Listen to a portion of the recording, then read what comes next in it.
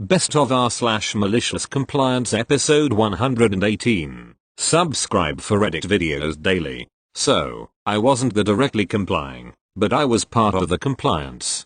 Don't know how I didn't post this before because this story is one of my favorites. I worked for a while in a creativity space that made activities for schools on weekdays and for the family on the weekends. We were trained monitors for the activities and knew where everything was, all the steps for the activity, and we were prepared for 2 months to do that. I need to make it clear that we were professionals when taking care of the kids and applying the activities for them. So, after the training, we were doing the test runs with public schools, so we could actually train and become more confident with how things were going to roll when the paying schools started appearing. At that time we were 5 monitors, 1 coordinator/supervisor and 1 manager for the space. We all got along greatly and were introduced to the space and its project at the same time. Manager himself was one of the funniest people I have ever the pleasure of working with. However, one of the schools, upon arriving, already made everyone nervous with how entitled and arrogant their principal, counselor and teachers were. The kids were lovely, well behaved and super creative, but the adults were a pain in the ass. First of all, since our space was located at a shopping mall, the teachers didn't even come up to see the space, stopping at stores and going to buy breakfast for them instead of looking out for the kids since, you know, they came along to watch them. I wasn't caring too much, though, because I just wanted to do my job, and I was doing it. We usually separated the kids in 2 groups and each 20 kids had 2 monitors to help, with one coming back and forth between the groups to see if we needed more materials, if there were too many kids waiting for help, or if one of the monitors needed to be covered to take a kid to the restroom. And on that round I was making my group with my best friend,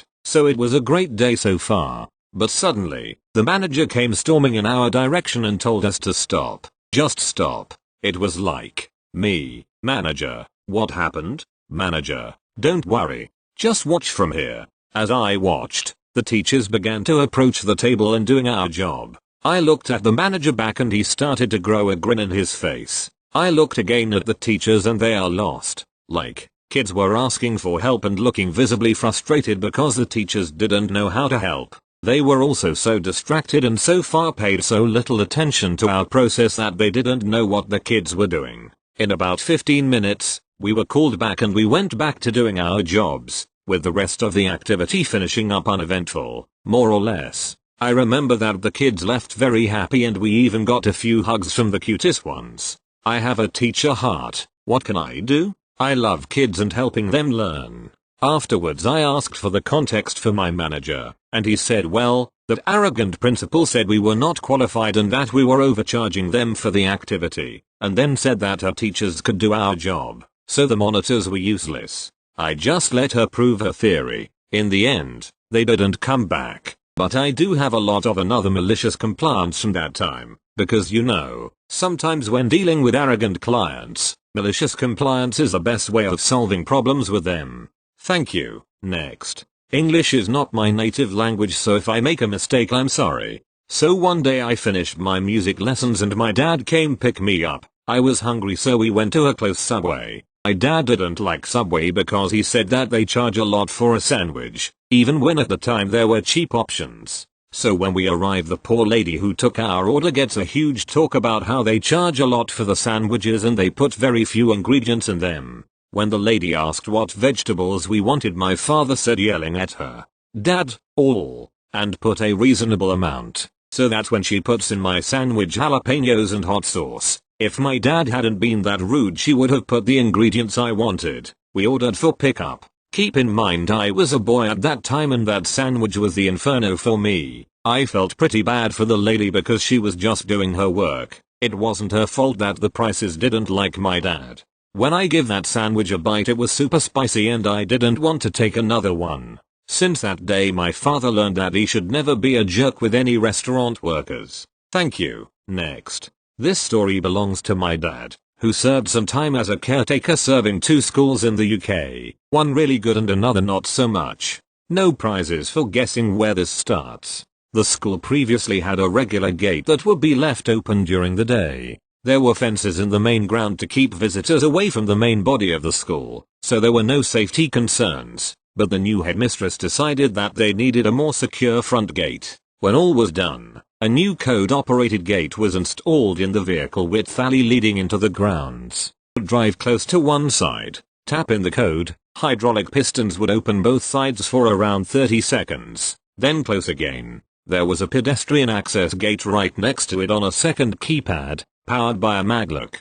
My dad never liked technology that much, especially unnecessary technology, but the whole thing wasn't so bad, so things carried on as normal. Now, the school itself is accessed via the wide alley from the residential road it's on. Because it's also a less affluent area, very few have gardens big enough for driveways, so there are always cars parked down both sides. As a result, it's not that wide. If two cars were to come across each other, one would have to pull into the gaps where the rear driveways existed, to let the other pass. Then, the gate starts malfunctioning. Every now and then, it'd just not open for some reason. My dad would hear about this, have to walk over to the gate, climb up the side, unlock a panel and disable the hydraulics, then press a button to unlock the mechanism, at which point he could just push it open.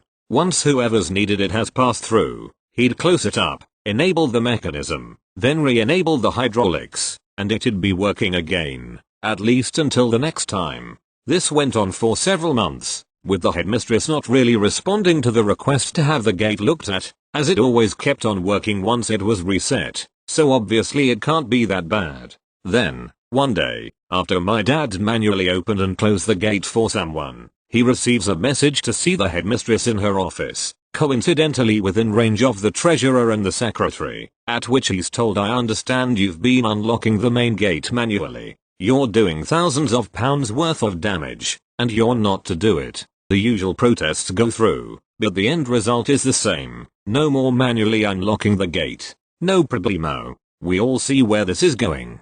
The fateful day rolls around. My dad turns up to work at around 6:45 AM, having a 7 AM start, and the gate won't open.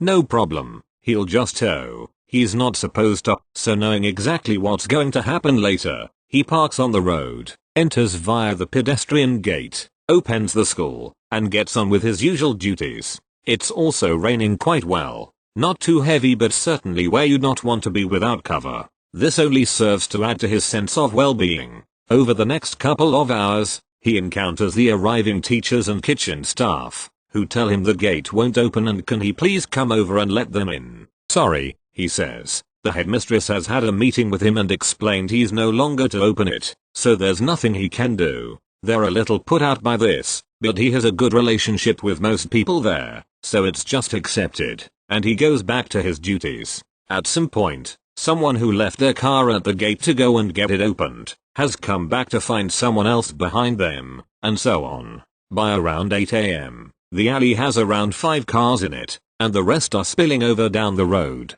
In the middle of all this, being a Monday, a delivery truck has turned up, and in all the fuss, the teachers have had to unload it and store the contents in their cars, to let the driver escape to their next drop-off, which would have been a challenge in itself. My dad, while expecting this, is blissfully soldiering on with his duties, until a certain headmistress manages to track him down as he winds his way back towards the front. This poor woman has been out in the rain for about 10 minutes looking for him, and her appearance shows it. Makeup running, hair bedraggled, she informs him that the gate won't open, to which he replies, "Yes, I noticed that, so I parked on the road today." As they turn a corner on the way to the gate, he's now faced with the massive congregation of teachers, parents and kids, all of which have had to park down the road and walk up in the rain, all standing around angrily. No doubt the entire road is blocked at this point, with around 300 students worth of parents trying to deliver their spawn as well.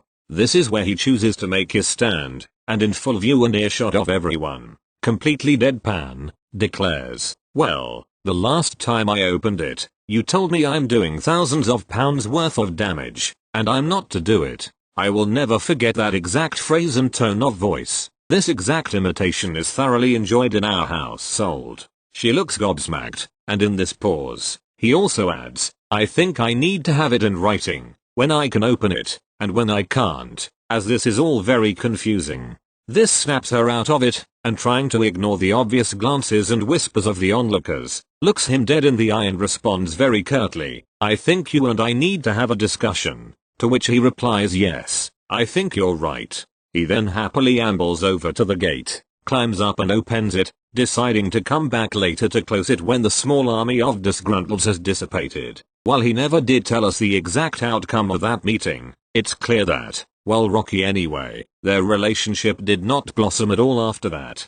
Luckily, he retired a couple of years later, and often ponders the fate of his successor. Thank you. Next. In college I was a bank teller. It was great, because with bank hours the bank closes at 6, is only open until 2 on Saturday, and there was almost no selling. Anyway, it was a bank full of other college kids, a few older moms, but great fun atmosphere, and the boss was young too. So old boss eventually leaves, and in comes a new boss. She's not that old either, maybe mid to early 40s, and for the most part she's cool. So to be candid, I was a really good teller, but I wasn't always at work on time. When I say on time, I mean I wasn't ready by open. For example, the bank opened at 9 AM. You were supposed to be ready to serve customers at 9 AM. My shift would start at 9 AM, so that meant I was supposed to be in by like 8:45 AM, so I could work. Now this was a while ago, so unless you were opening, your shift started at 9 AM,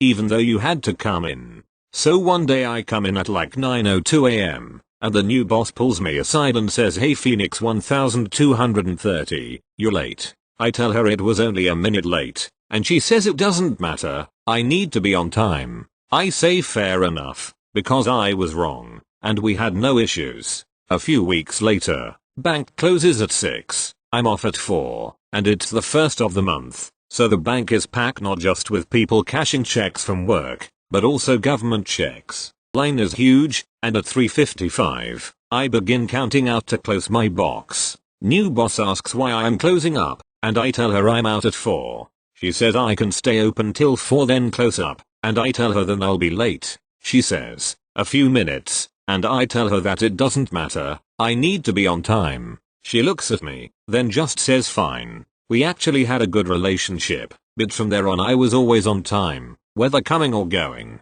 Thank you. Next.